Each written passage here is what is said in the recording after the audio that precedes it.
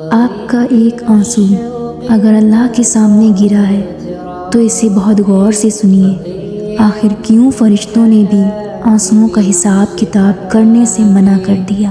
وہ فرشتے جو حساب کتاب کرتے ہیں نا، وہ جب آپ صلی اللہ علیہ وسلم کے پاس آئے اور انہوں نے بولا کہ آپ صلی اللہ علیہ وسلم، ہم ہر گناہ اور ہر ثواب، ہر عمل آپ کے بندوں کا لکھتے ہیں، لیکن ہم آنسوؤں کا حساب نہیں کرتے۔ تو آپ صلی اللہ علیہ وسلم نے فرمایا کہ ایسا کیوں کہ تم آنسوؤں کا حساب نہیں کرتے؟ آنسو بھی تو عمل ہی ہے، یہ بھی تو ایک طریقہ ہے اللہ تعالیٰ سے معافی مانگنے کا، یہ بھی تو ایک طریقہ ہے اللہ سے کچھ مانگنے کا، یہ بھی تو ایک دعا ہے، عبادت ہی ہے یہ۔